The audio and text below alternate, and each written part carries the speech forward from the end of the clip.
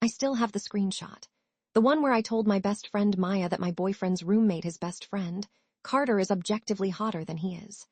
I sent it at 11:43 p.m. with the laughing crying emoji, like it was the most obvious joke in the world. By 2:17 a.m. Leo had packed 2 duffel bags, taken the Switch, the good air fryer, and half the emergency roll of quarters. Left the key on the breakfast bar with a post-it "I'll Venmo, request you later." I laughed when I read it.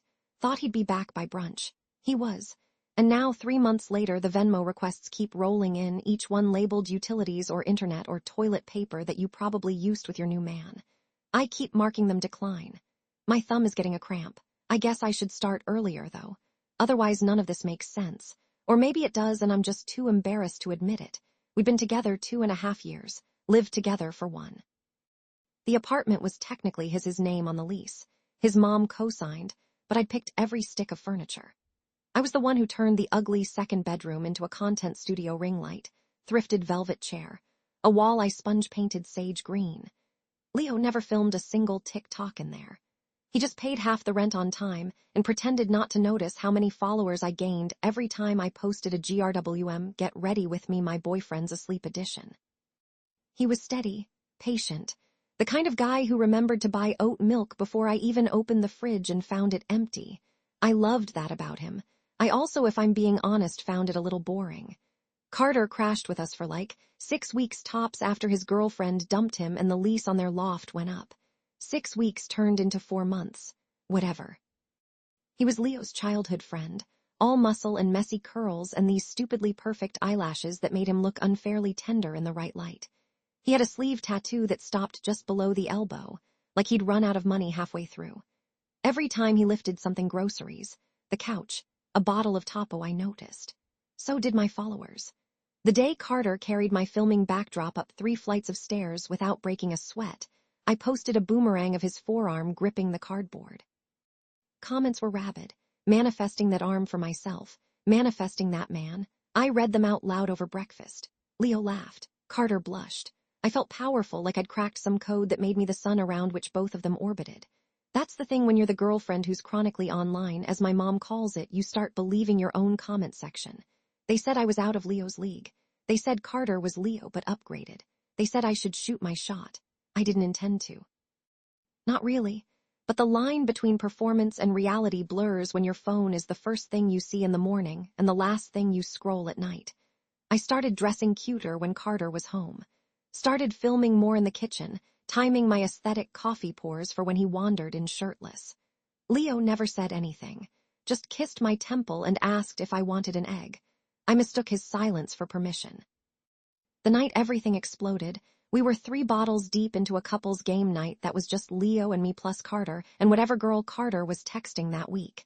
She bilayed last minute. We played anyway. The game had prompts like who's most likely to, and would you rather. I was tipsy, Leo was tipsy, Carter was drinking water because he had an early gym session. The card came up, would you rather your partner had amazing sex with your best friend once, or mediocre sex with a stranger for a year? I rolled my eyes, said, well, Carter's hotter, so at least I get a good story.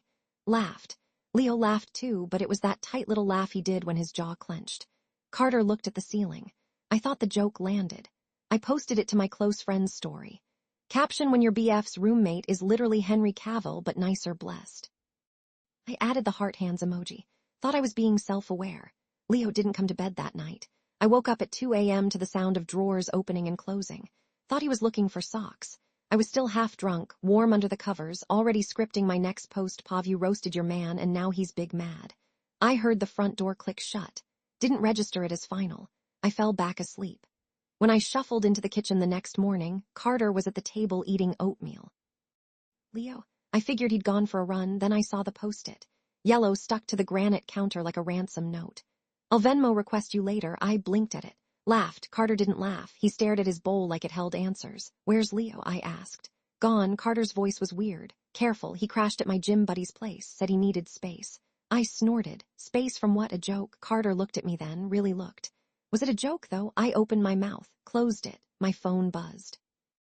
A DM from someone who'd seen my close friend's story before I deleted it. Girl, what did you do? Another buzz. Leo's sister just saw Leo at mom's. You okay? My stomach flipped. Not panic, not yet. More like the drop on a roller coaster you thought was Kitty height. I texted Leo, babe, where are you? 3 dots appeared. Vanished. Nothing. By the end of the day, the apartment felt too quiet. Carter stayed in his room. I ordered Thai but only picked at the noodles. I posted a selfie to my story, red eyes, filter set to melancholy caption, when you realize you pushed away the only man who ever really saw you. The responses were immediate. He'll come back. Men are dramatic. You deserve better anyway. I believed them. He didn't come back, not that night, not the next. I started sleeping in the middle of the bed, starfished like I was claiming territory. I left his toothbrush in the holder. A test. He failed. The first Venmo request came 4 days later. $43.27 for the electric bill. I texted, really? Through Venmo, no reply. I declined it. Petty, sure, but it felt like holding the line. I told myself he was being childish. He'd cave. He always caved. Once in college, I'd given him the silent treatment for 3 days because he forgot our anniversary. On day 4, he showed up with roses and a handwritten apology that referenced inside jokes from our first date. I'd posted the letter on Instagram. Gotten 2,000 likes. This felt like that, except it was. I kept posting, sad girl aesthetic. He packed his bags over a meme. My followers ate it up. Sympathy poured in. Gifted subs on Twitch. A care package from a follower in Ohio, fuzzy socks, and a candle that smelled like library books. Carter watched from the hallway one night while I filmed a tearful story time. I saw him shake his head. When I asked what his problem was, he said, maybe don't monetize hurting him. I rolled my eyes. It's content, Carter. Relax. He went back to his room. Didn't speak to me for 2 days. I started going out more. Bars with Maya, clubs with people whose handles I knew better than their last names. I'd come home at 3 a.m., kick off heels in the entryway, and wait for the sound of Leo's key. It never came. Carter started staying at the gym later, avoiding me. The apartment felt like a waiting room. Week 3, Leo requested the full rent. $1,875. Note your half. I laughed out loud. Texted, you're the one who left. He replied, I'm still on the lease. Pay or I'll talk to the landlord. I showed the message to Carter. He shrugged. He's not wrong. I hated that. Hated that Carter, who'd once let me cry on his shoulder when my grandma died, who taught Leo how to make the perfect grilled cheese, was suddenly on Team Leo. I posted a poll, if your man leaves, should he still pay rent? 87 said no. I screenshot it and sent it to Leo. He responded with the shrug emoji. I blocked him. Maya came over with wine. We sat on the couch I'd picked under the fairy lights I'd strung. You know, she said, swirling Cabernet, I always thought you joked about Leo like he was holding you back. I blinked. I love Leo. She raised an eyebrow. Do you? Or do you love how he looks next to you on camera? I wanted to argue, but the words felt heavy, like swallowing sand. That night I stalked his Instagram. He'd gone private. His bio still said taken by the best with the date we made it official. I felt something then. A crack. Not big enough to let in real regret, but enough for a draft. I unblocked him, typed I miss you, deleted it, typed can we talk, sent. The checkmark stayed gray. Carter moved out the next month, said he'd found a sublet closer to the gym.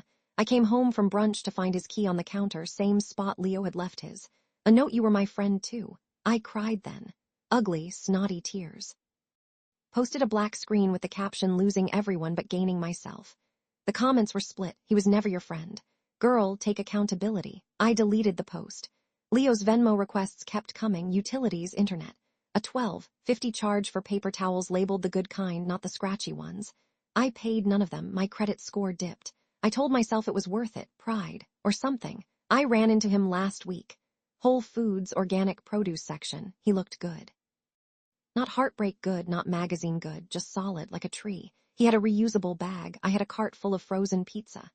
We stood there, 2 X's in the fluorescent light, and I realized I had no idea what to say. He spoke first. You owe me $2,847.13. No hello, just numbers. I laughed. It came out brittle. You're seriously still on that? He shifted the bag to his other shoulder. I'm on the hook for the lease until August. You're living there. Seems fair. I wanted to remind him that he left, that it was his choice, that a joke shouldn't cost this much, but the words tasted like chalk. Because standing there, I saw it. The way I'd used him as a prop. The way I'd blurred cruelty into content. The way I'd needed him to be smaller so I could feel bigger. And I'd never said sorry, not once. I swallowed. I'll pay it, he blinked. Venmo, yeah, he nodded, walked away, didn't look back. I paid it that night, all of it. Watched the balance drain from my account. Felt the floor tilt. Posted one last story, a photo of the apartment, empty except for the sage green wall. Caption learning how to sit with myself. Finally, no filters, no poll, just the truth, raw as a scraped knee. Leo didn't like it. He didn't repost it. He did DM me proud of you, but he didn't request anything else either.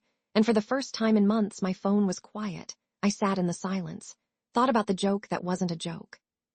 About the boy who left and the girl who stayed. About the way power shifts when you stop performing and start paying. I still have the screenshot. The one where I said his best friend was hotter. I can't delete it. Not because I want to remember, because I need to. Every time I think about posting again, about turning pain into content, I look at it.